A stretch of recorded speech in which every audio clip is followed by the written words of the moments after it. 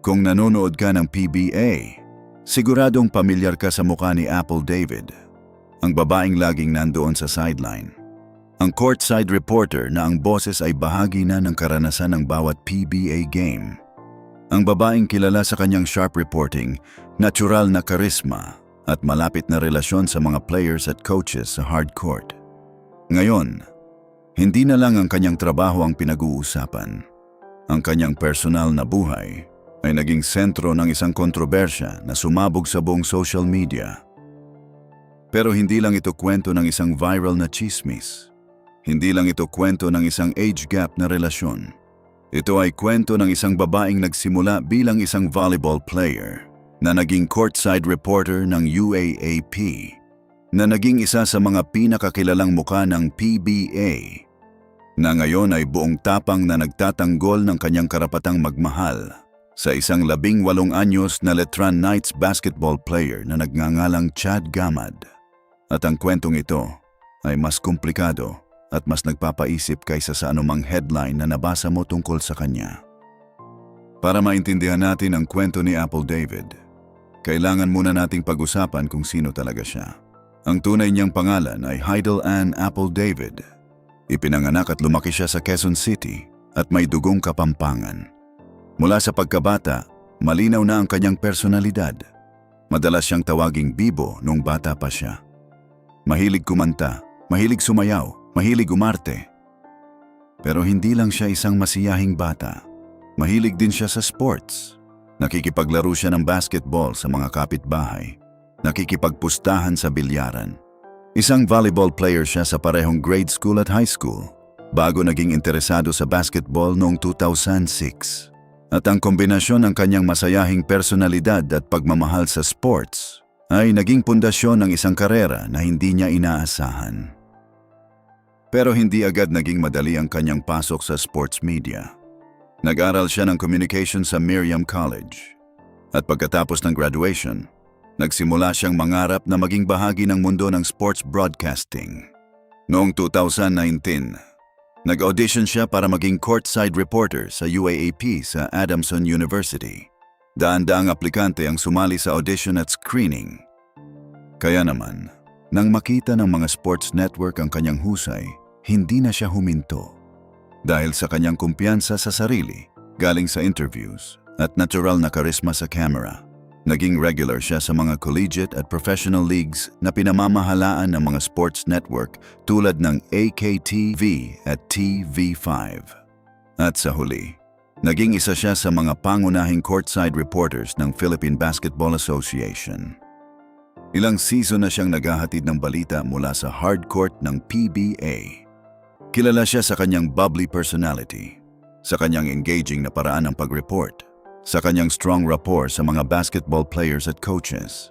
Sa labas ng hardcourt, nagtatrabaho rin siya bilang isang live events host, lifestyle influencer, at digital content creator. At dahil sa kanyang pagmamahal sa bilyar mula pagkabata, tinaguri ang billiards princess siya dahil sa kanyang pagsali sa local billiard tournaments. Iyon si Apple David, isang babaeng nagtatrabaho ng husto para maabot ang kanyang mga pangarap. Pero nitong nagdaang linggo, hindi na ang kanyang trabaho ang pinag-uusapan ng mga tao. Kasi lumabas ang balita tungkol sa kanyang rumored romance sa isang 18 anyos na Letran Knights basketball player, si Chad Gamad. Isang Phil-Canadian guard. Isang 6-foot shooter na papasok pa lang sa kanyang ikalawang taon sa Letran. Si Apple ay 33 taong gulang. Si Chad ay 18 taong gulang. 15 taon ang agwat. At nang makita ng mga netizens ang mga palatandaan ng kanilang pag-iibigan, sumabog ang internet. Kaya naman, nang makita ni Apple ang reaksyon ng mga tao, hindi siya natahimik. Nag-live siya sa social media at doon, tahasan niyang tinugunan ang lahat ng nagbabatikos sa kanya. Sobrang hirap bang rumespeto ng desisyon ng ibang tao? We're happy. Supportive ang families namin. Direkta, malinaw, walang pagtatago. Ang pangit lang na we're happy. It's sinisira niyo ang happiness namin. Ang dali kasing maging keyboard warrior. Don't be quick to judge if you don't know the story. At para sa mga gumagamit ng mabibigat na salita laban sa kanya, tinanggihan niya ang bawat isa. Don't use words if you don't know the meaning. Groomer, predator, pedophile. Do you guys even know the meaning? Pero hindi pa doon natigil si Apple. Kasi may mga nagsasabi na hindi pa fully developed ang frontal lobe ng isang 18 anyos. At sa makatuwid ay hindi pa siya handa para sa ganitong relasyon. At ang sagot ni Apple sa argumentong iyon ay naging isa sa mga pinakapinag-usapang parte ng kanyang live. So yung mga 18 years old, bawal mag-girlfriend and boyfriend kasi hindi pa fully developed ang frontal lobe? Or nagkataon lang kasi na mas matanda ko kaya issue? Iyon ang tanong niya. At sa tanong na iyon, maraming tao ang napaisip. Kasi tama siya sa isang bagay. Kung lalaki si Apple at babae si Chad, mas katanggap-tanggap ba ang relasyon sa mata ng lipunan? Iyon ang mas malalim na tanong na lumabas mula sa kontrobersyang ito. Kaya naman, para sa mga nagtanong kung paano nagsimula ang lahat, nagsimula ang chismis ng namumuong pag-iibigan nila nang makita si Apple sa isang ika-19 na Phil Oil Eco Oil Pre-Season Cup game sa San Juan. Kilala siyang courtside reporter, kaya pinagtak ang naging panonood niya sa game. Doon siya nakitang nag-cheer kay Gamad habang naglalaro ang Letran Knights. At noong Mayo 22, makikita ang tila soft launch niya ng relasyon nila dahil sa isang litrato na kanyang ipinost na may kasamang lalaki pero hindi ipinakita ang mukha nito.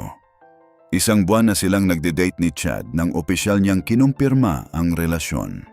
At sa kanyang eksklusibong video statement, sinabi ni Apple na pareho na raw silang adult ni Chad. Handa raw silang managot at maging responsable sa kanilang mga aksyon. I know it's a very risky relationship because of the age gap, but it's a risk we are both taking. Pero hindi lahat ay nagalit kay Apple. May mga nagsasabi na very proud siya sa relasyon nila ni Chad at unapologetic sa kanyang aksyon.